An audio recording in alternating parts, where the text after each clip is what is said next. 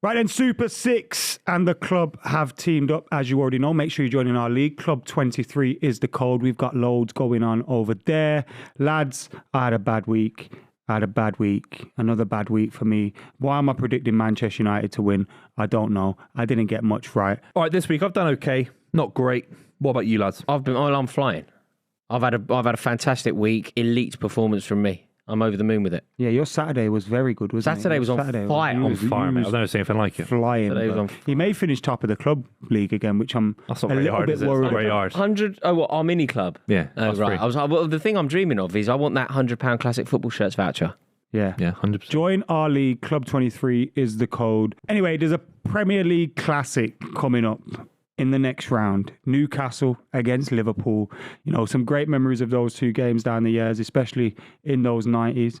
How are we feeling about it? Kevin Keegan slumped over the hoarding. Yeah. That's like my override. So emotional, him, isn't it? Stan Collymore and Kevin Keegan just totally slumped over the thing. Like, you know how a lot of managers will try and just be... No. Stoic. Yeah, There is like, nothing you know, stoic about Kevin He's just- Keegan. I like it. Yeah. Because I think I'd be like that as a manager. he's Just fun. all over the place. He's just a an little bit emotional Conte wreck. style. He's an emotional wreck who, those games, there were 2-4-3s, weren't there? And they will go down in Premier League history. Possibly. In fact, that 4-3 where Stan Collymore scored a winner, I think that is probably, if you were to say, what is the greatest Premier League game ever? That is probably It's an the argument. answer. Yeah, it's definitely an argument. It's defo up there. We're kind of heading into another era where Newcastle, Liverpool kind of evenly matched at the moment because of Liverpool dropping off a little bit, Newcastle coming on the rise. Can you see, or is this the first time in a long time, Liverpool go to St James's Park and they're not the favourites? No, I think you're bang on. I think Newcastle, with the atmosphere at St James's, the way they dispatched Villa, I think the City result is a bit of an anomaly, of course. If Liverpool lose this game, I think they're struggling this season. They need to find a way of going to Newcastle and being really hard to break a point down. would be good for Liverpool. A point at St James's Park is fine, isn't Clean it? sheet. Imagine that. The problem is, do you know the problem for Newcastle? Individually, they're good points. A point against Liverpool is fine. And then obviously losing to City 1-0 is not a bad result at all. But, you know, putting them together, it means they've taken 1 point out of the last 2 games. Suddenly Newcastle, the way that the table, I know you shouldn't pay any attention to the Premier League table until you're, dozen games in? But suddenly they're going to have played 3, won 1, lost 1, drawn 1. And it, you know, that will be shoddy reading for Eddie Howe. Yeah. But they've had a hard start, you know. Yeah. If they do you think, kind of like, you know, I don't think it will happen after 3 games, but you know, if Newcastle kind of went on that run, even though the performance, do you see any pressure kind of building on Eddie Howe this season, or do you think he's got one in If the they bank? struggle away in the Champions League, those are the big games, aren't they, in the Champions League? Look at Mancini, who's put under a lot of pressure by the ownership after a couple of seasons at City. You know, the Champions League will be what they're looking at. It could be that. What I don't think we'll see. I think there's more than enough credit in the bank for the Gallagate to back Howe. The Gallagate will be on his side. I don't think the pressure will come from them ever. The only way it could come from them is if Newcastle are 8th, 9th. Yeah. Then I think I don't think that will happen, by the way. But then I think the fans could start thinking, you know, look, the players that you have at your disposal are better than where we are in the league, and therefore the issue is management. But I don't think that will happen. But where it could go is, and we haven't seen any, there's no evidence of this, but you know the big dogs that are involved at Newcastle? Is it Reuben Brothers and obviously Saudi and Amanda Staveley? They might be overly ambitious prematurely.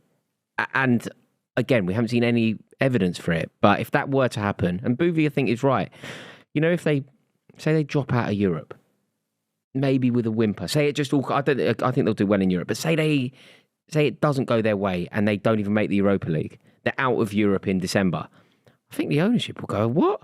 Then maybe they finish 6th, they don't make Europe again. Suddenly, Eddie Howe could be in jeopardy.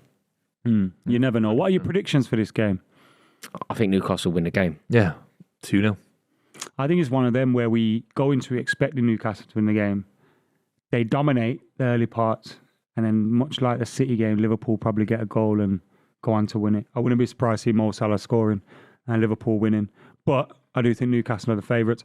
Right, we got a little debate set for us by the guys at Super 6, our lovely mates. Top 6 DMs in Premier League history. It's hard. Now, Great some of the concept. names that come up here feel like some of them, the Keanes and the Vieiras, they played in an era where it was 4-4-2. They weren't out and out DMs. They were more box to box, but they became more known as DMs later in their career. We'll include them anyway. The 6 that we've got to rank: Roy Keane, Patrick Vieira, Claude Makelele, N'Golo Kante, Rodri, and Fernandinho. First things first. Now, what I don't like about Rodri's this not on is this list, I'm afraid. I don't understand how come? How you lot have got 2 options each, and I got 1. But anyway. I think I'm about to give Boovy only 1. Okay. I believe, unless Boovy can convince me otherwise. Maybe you'll see this as being unjust. It's way too early to put Rodri on this list. No, it's early, but I think it's a very good shout that you have that ceiling that is close to everyone else on that list in terms of legacy. You're looking, you're looking at Premier League greats and Rodri currently. Like, Rodri could sign for Real Madrid next season. Let's go through the list and kind of discuss each one for their merits, for what they were great at.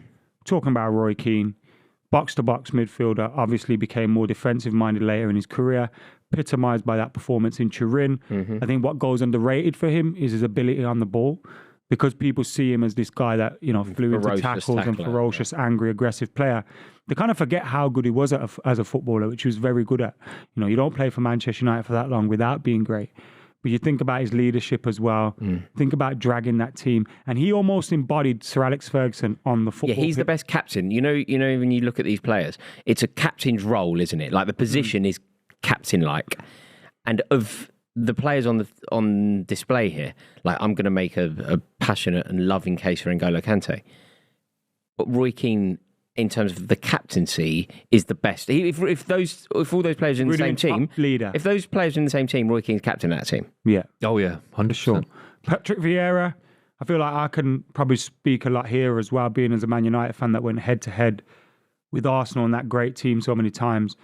Obviously, we think of Vieira playing for France as well and doing utterly amazing stuff with them. But Vieira, man, you looked at him and he was gangly, tall, long, but he had this elegance, this grace about him. He kind of glided over the pitch, could get into a tackle. The way he drive with the fierce. ball, I don't think Roy Keane had that quality in the same way Vieira. I think Vieira could drive with the ball from midfield. He was so athletic; it was incredible. I think on this list, I think it's those 2 really at the top that we can debate, and the rest are kind of a little bit below in terms of their legacy in the Premier League for me. I don't know. I think you don't think? Very harsh. I mean, we talked about Rodri not having the legacy. He's won more Premier Leagues than Makelele. Makelele, I don't think he's got the legacy. I think he's rock bottom of the list. Makelele has the footballing legacy, doesn't he? Yeah, obviously Real Madrid but he was still amazing for Chelsea when he came in, and he was. I mean, he was probably the signing that elevated them from being just outside that to right now you can win the league. One of the main reasons that we conceded 15 goals that season was Claude Makelele protecting the defence. Yeah. So also, he retained a Premier League title. I think Claude Makelele is like as good as it gets, really. He made that DM role really. He's named. Yeah, we call it the Makelele role. We don't call it anyone else's role. So I certainly think that I could easily make a case for Makelele being above Patrick Vieira on this list. And I'd also make a case for N'Golo Kante being above Patrick Vieira on this list. I don't. I'll tell you my 6 in order after we've gone through each of them. But, why would you make that case then for Makelele? For the one that I would make it for more wholeheartedly would be N'Golo Kante. Because I think he changed the role. I think he sort of changed our perception of how to play that role. Previously, it was seen as being a ferocious role, a very combative nature was needed, and ultimately you had to be Keane and Vieira. Double hard. And N'Golo Kante sort of changed the way that we view it. I also think that his legacy in the Premier League, N'Golo Kante, I don't think it's extreme to say that he should be in a Premier League all-time 11. Like Kante in that position, if you were to do a Premier League all-time 11, you look at a midfield, I don't see how N'Golo Kante isn't in it. And that's why I would say it's very unlikely that you would have Kante and Vieira in the same team. And therefore, I would say that N'Golo Kante overall was a better player than Patrick. Don't worry, Arsenal fans, I'll help you out in a bit. I think you're bang on, by the way. The way you've described it. Leicester City is this kind of miracle we always disregard because it's a one-off, but Kante had to affect that side to get big results. Man City, he was incredible. I think he had a great game against Chelsea, if I'm not mistaken. Bang on. Do you know why I think Keane and Vieira are ahead of them? I think they were better footballers, and I love N'Golo Kante, is amazing. But I do think as well, playing in a 2 and having to do all that. Kante and Rodri and Fernandinho to a certain extent. They played in threes. With Danny Drinkwater. They were the DM. He was in a two. They had two ahead of them. Kante was in a 2 and a 4-4-2. Do you know what I mean? Yeah, Kante was the he most. plays more in a. Roy He Keane plays had a in lot a of free. protection. He plays in a free at thingy. For me, Kante was so isolated. He played at Leicester. He played in a free at Chelsea.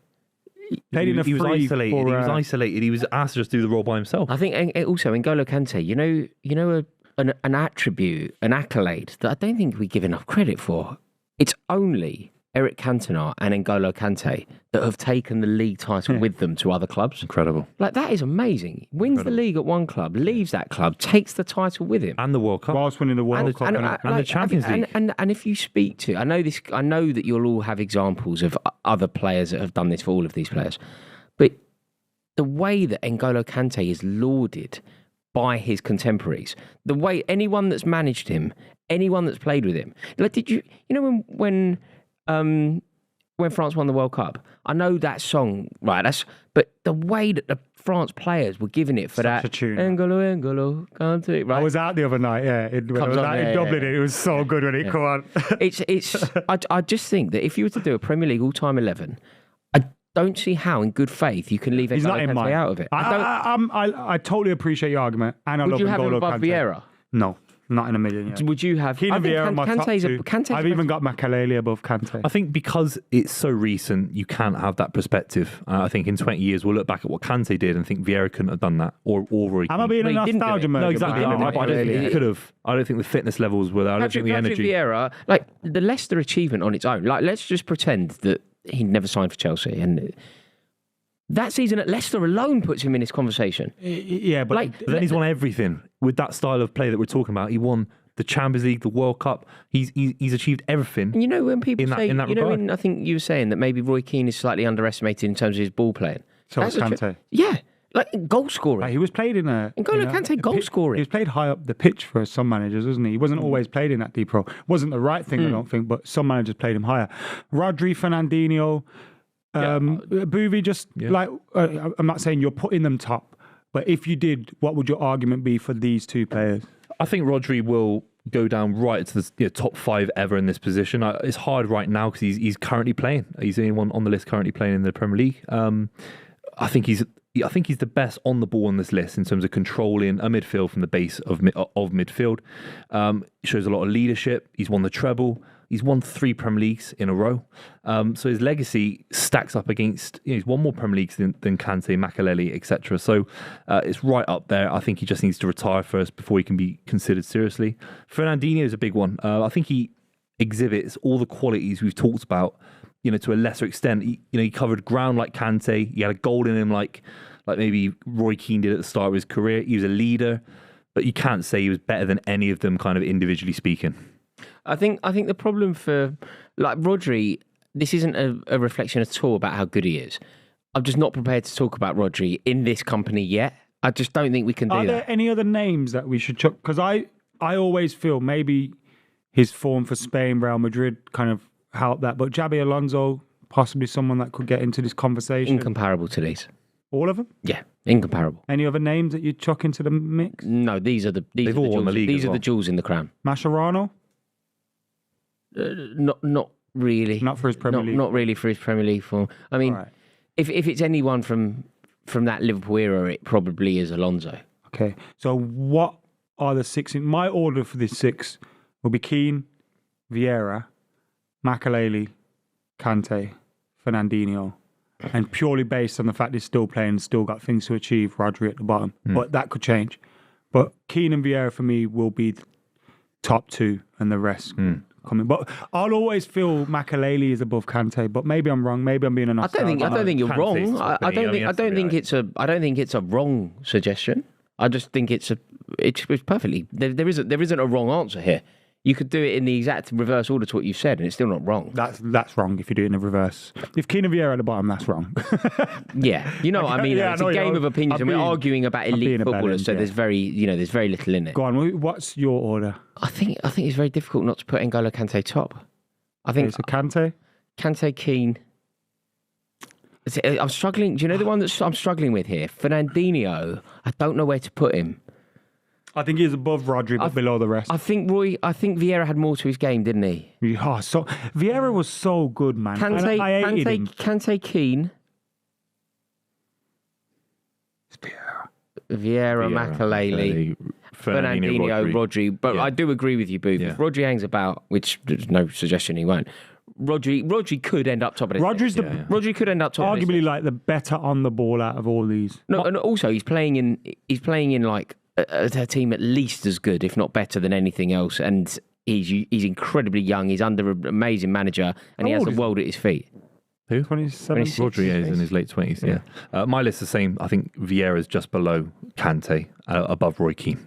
There we go. This has been a good video. I've enjoyed So this. wait, what was it? What was your top three? Kante, Vieira, Roy Keane, Makelele, Fernandinho, Rodri. Nice one. Let us know your 6. Remember, there's over 8,000 of you now in our mini league. Club 23 is the code. And listen to this. The £1 million was not won. Oh, So that means Big miss. there's a little rollover, baby. Ooh. So get on it. Make sure you're joining our league, Club 23. Make sure you're getting your predictions in. The predictions for this weekend are Manchester United against Nottingham Forest. The big battle of Europe there. Arsenal, Fulham, Everton, Wolves, Brighton, West Ham, Sheffield United, Manchester City, and Newcastle versus Liverpool. Remember, it's a free shot of £1 million, and you may as well get involved. The link is in the description. Thank you for tuning in to the club on Super 6, sponsored by Super 6. We love you guys. See you in a bit.